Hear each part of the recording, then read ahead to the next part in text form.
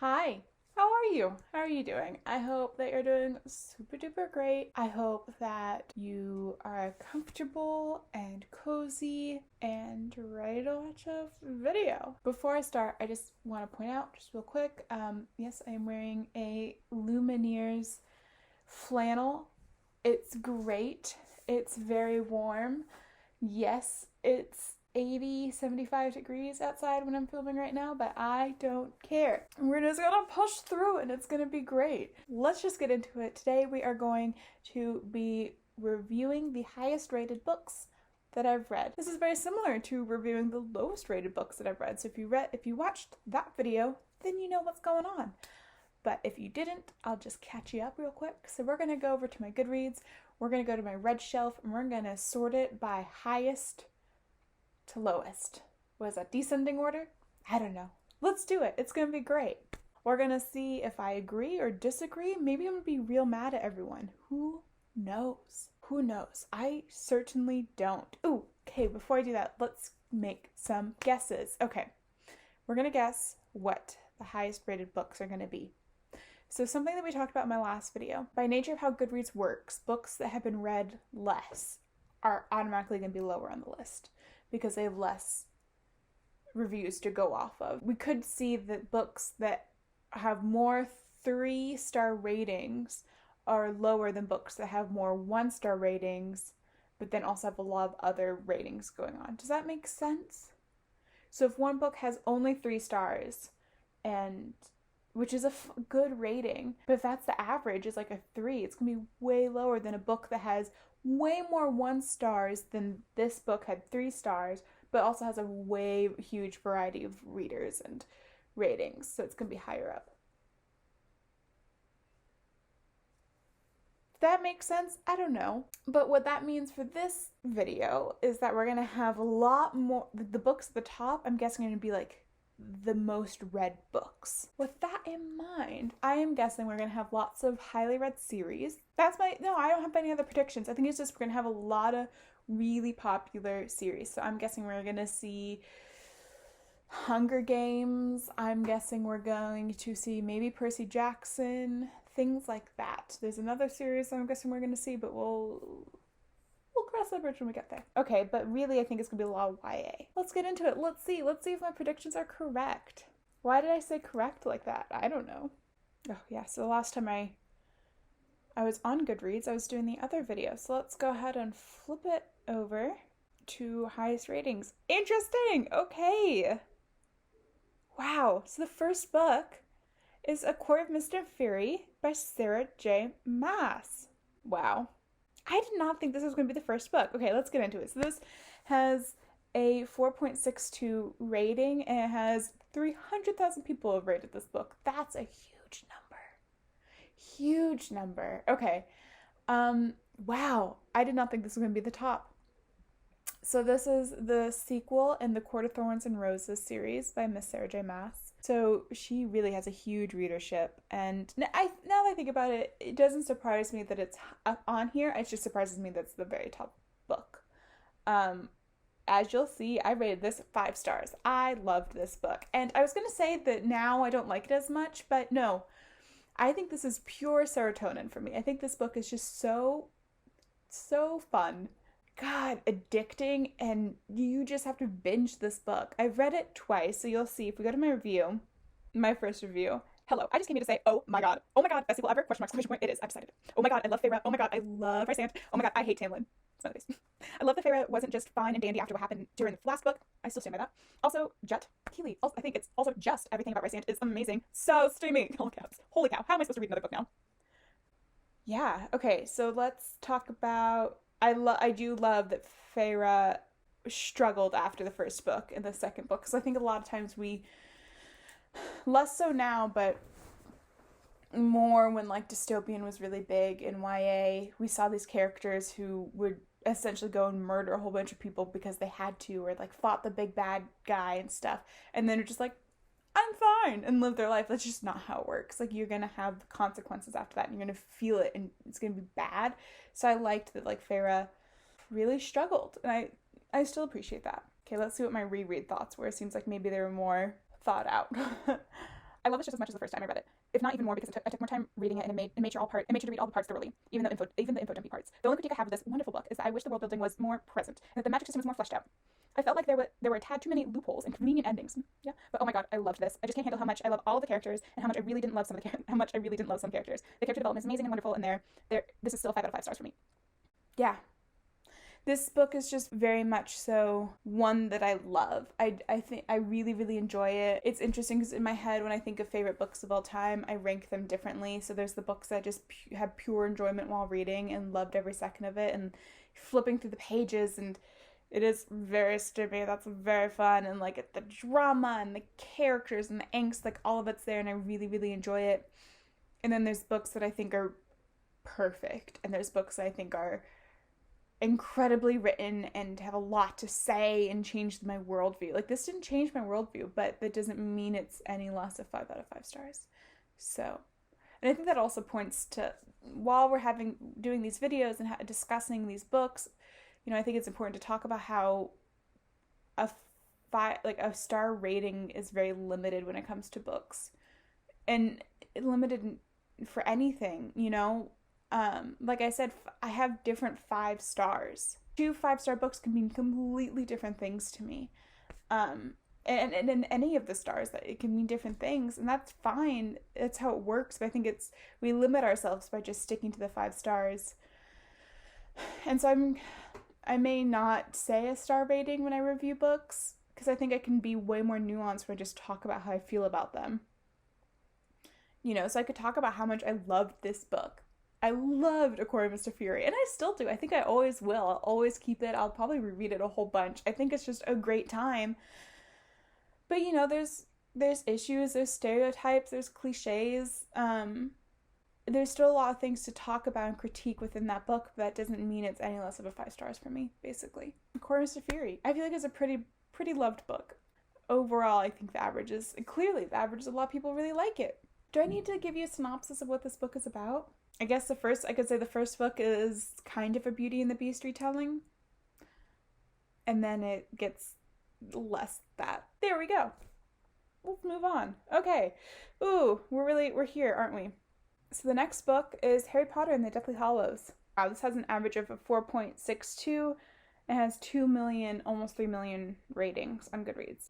I don't want to have this conversation because I don't know what my feelings are yet. It's a very nuanced and complex conversation to have, and I don't fully understand how I feel about it yet. And I think that that's okay. I think that the best we can do right now is to not promote Harry Potter. And if you don't know what I'm talking about, just Google J.K. Rowling. Look her up. But I'm sure you do. I'm going to link Lindsay Ellis's video, Death of the Author, below. Watch that. It doesn't give you the answers because I watched it and I also don't know what to do about it. But it talks about like separating the art from the artist, and I don't know where I stand on that. I don't know if I completely agree with her, but it's interesting to watch. This is just a very hard one to talk about because so many people have so many feelings about Harry Potter, and it changed their lives. You know, it made them a part of who they are, and it did the same for me. But also, that's not a reason to defend an author who is so blatantly transphobic. That's not okay and so damaging to so many people. And what does it say to them about you that you're like, yeah, I mean, it's bad that she says that, but I really love these fictional characters. Like, fuck that, no. Like, we should not be defending fictional characters more than we are defending real life people who are constantly at risk just because of who they are. I don't have thoughts. I don't know if I'll ever have thoughts fully about this and what to say about it. I can't erase how much Harry Potter meant to me, and I can't erase how much I loved it. That story, the characters, everything about it. But there are so many books out there right now. There are so many good books by authors that are doing amazing things. So I guess where I stand on it is I'm going to focus on the books by the authors that are good and are doing good things and are more diverse beyond what she has said about trans women. Beyond all of that shit, like, these books are just not, they don't have a lot of diversity going on in them. Yeah, I think that's what it is. Mostly, I can't erase the impact this series had on me, But what I can control now is how much money she gets from me, and it's not going to be any from now on. Let's talk about some other good books, maybe. Okay, so next we have The Boy, the Mole, the Fox, and the Horse by Charlie Mackesy. I'm surprised that this is so highly rated. This has an average rating of 4.6 on Goodreads. Of course it's on Goodreads. Stop saying that. 33,000 people have rated this. This was like the Barnes & Noble Book of the Year last year, I think. So I think they're really, really, really pushing it. Maybe that has something to do with it. I got this for Christmas last year. My parents got it for me. This is delightful. This is great. It seems like a collection of small inspiring thoughts. Like you can take a picture of one of them and put it on your wall, like of one of the pages, and put it on your wall, and it'll be great. My review of it was, "Hi, this is really freaking cute and beautiful. I wish they had been longer or had a tad bit of a plot." Yeah, it really didn't have that much of a plot, but that's okay. It was cute, really freaking cute and adorable. Good, just a purely good book. I'm surprised that's rated so high, but I really think that's because how are you gonna rate it bad? You know, I feel like this is pretty much anyone can read this and be like, yeah, this is 4 or 5 stars. Because what are you gonna say about it otherwise, essentially? Like, I don't think this can make anyone mad. I'd be really shocked. Next one is Stamped: Racism, Anti-Racism, and You by Jason Reynolds. How many times am I gonna talk about this book? So many. And I'm happy it's on here. Okay, this is a book about racism, anti-racism, and you. It's great. It is a perfect introduction to the topic. If you want to learn more about race relations in the United States, read this book. It's great. It's perfect to start with. I can't say that enough. That's what it is. I'm very, very happy this is so high on the list. This has a 4.6. It's the same as the last one, 4.6 average rating with 20,000 people rating it. Good. Good, good, good. Okay, the next one is a Harry Potter. Okay, interesting. So we have Queen of Shadows. Another book by Miss Sarah J. Maas, but this is her other series, the Throne of Glass series. Don't remember at all what happened in Queen of Shadows. So I read the Throne of Glass series, God, in I think freshman year of college, and I binged those books. Whoa. Just back to back to back to back, like staying up so late reading them. So, with that in mind, yeah, highly rated. I just remember really enjoying them. Do I ever want to go back and read them? No, I don't. I don't care. I did not finish a series. I'm pretty sure this is the last one I read. I think there's at least one more after this, maybe 2. I definitely have A Court of Thorns and Roses ranked higher than Throne of Glass. Let's see what my review says. Oh God, okay. It's long. So what I wrote was, this took me a lot longer to finish than any of the other books. Don't remember that. Still skipped all of Manon's parts. I know, I'm horrible. Yeah, I did not read a single one of her chapters in any of these books. Sorry. But from what I saw of her interacting with the characters I did read, she is pretty cool. And I'm aware that this is just a lazy reader problem, but that won't stop me from blaming it on the stress of college. What am I saying there? Rowan equals yes! So I guess I was so team Ronan. Don't Rowan. Do they have that trope where they can speak to each other and they're like just like telepathically speak to each other? Because if so, I completely understand why I said that, and I love that. I love it when characters can like communicate like that. Feyre and Rysand, same thing. Yeah. I swear to God, if Alien and Rowan get into a huge fight at the beginning of the next book, it will be hell to pay. Couldn't read the next book, so I don't know. The book ended with pretty much everyone being happy and in a good place, which means that the next book is going to rip my heart out. Dear Sarah J. Maas, please don't kill any of my loves. Overall, I thought it was a good book. I agree with what a lot of people have been saying, that some of the characters make some weird decisions, but I hope that Sarah will fix that in the next book. Okay, now I'm curious. Did I read the 5th book? Yeah, I did not read Empire Storms. I didn't read the 5th book, so I think it's so funny they keep referencing being like, when I read the next one. So yeah, I was really hyped about the next book, and I didn't read it, but have no interest in reading it now. That's it. Okay. Let's see what the next one is. Brazen: Rebel Ladies Who Rocked the World. So this is a translated book. I didn't know it was translated. This is a graphic novel of just a collection of like badass women who are doing good shit. Of course I loved it. Yeah, any book like this is pretty much going to be an automatic 4 stars from me. I love this stuff. I do remember really liking the group of women chosen for this book, because it wasn't like the normal 10 that I'm used to seeing. We had like a wide range of people, and I thought that was really, really good. Okay, let's see where we are. So we've read talked about 1, 2, 3, 4, 5, six. Oh, wait, no, I did this. Okay, 1, 2, 3, 4, 5, 6. Okay, I've done 6. Next one is The Fire is Upon Us by Nicholas Buccola. Wow, another one that I've read recently and loved. Okay, I gushed about this. Gushed about it in my August wrap up, so go watch that if you want more information. But this is a book about James Baldwin and William F. Buckley Jr. and the debate over race in America. So this is a semi-biography of both of these people's lives. James Baldwin, who is a very well-known writer and civil rights activist, and William F. Buckley, who is kind of known as being the father of modern conservatism. So they're pretty opposites, hence why they had this big debate. This book was so good for me to read. This was very influential. This changed my mindset on a lot of things. Really found a lot of value from reading about William F. Buckley and his conservatism and how he developed those thoughts and everything. Because while I disagree with absolutely everything he thought, and I thought a lot of it was extremely deplorable, I think if you really want to be involved in discussions or accurately form opinions, you need to know the other side.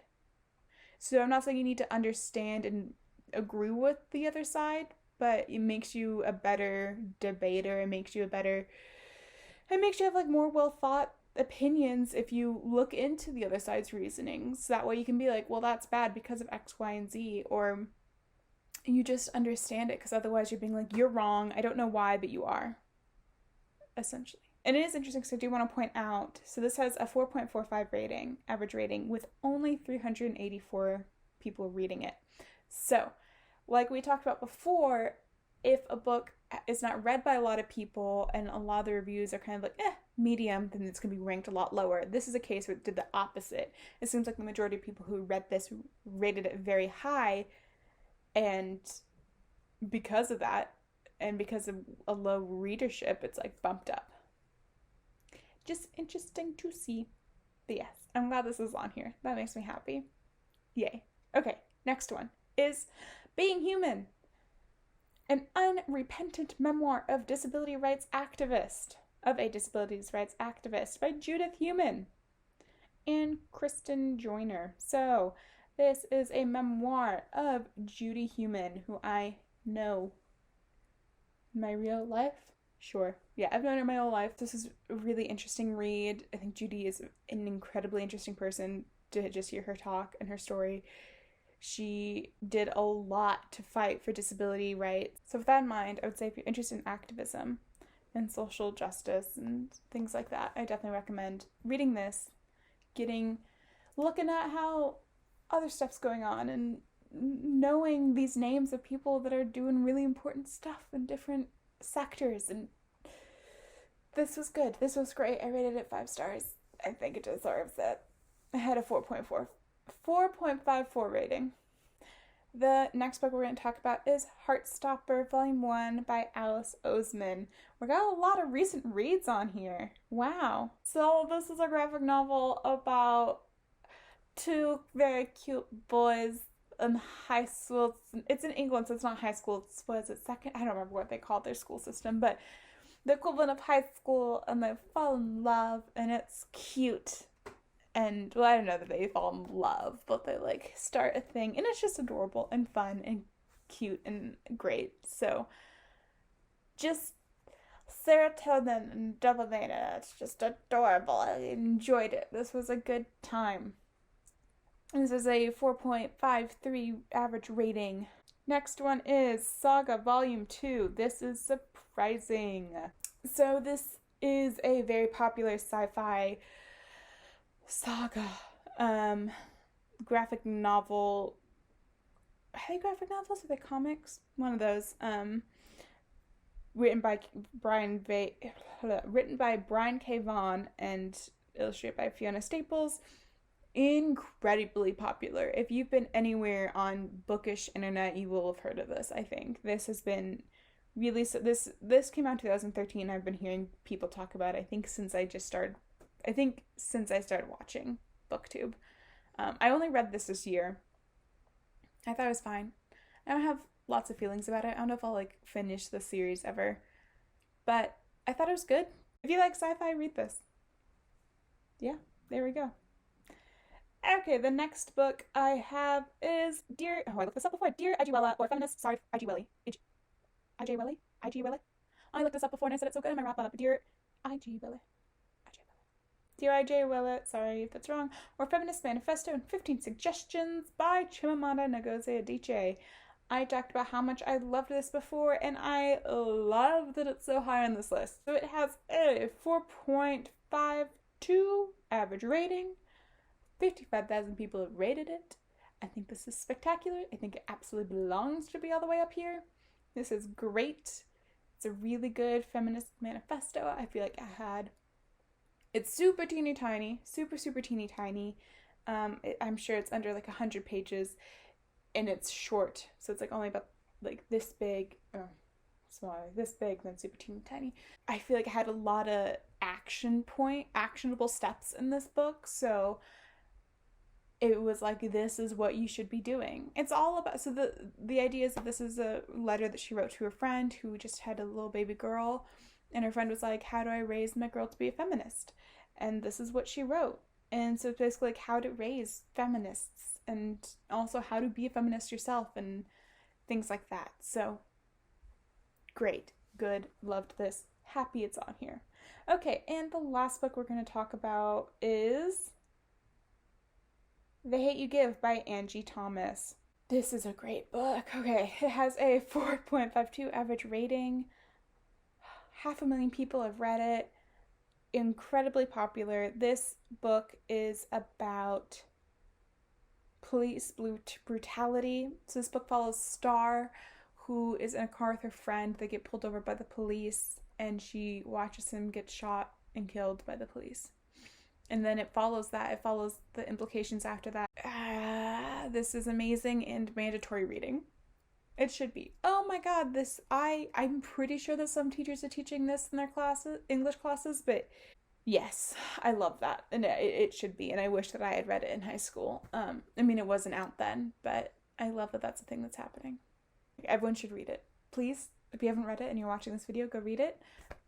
I think it's great and necessary and important. But then also beyond it being necessary and important, it's a great book. It's really good.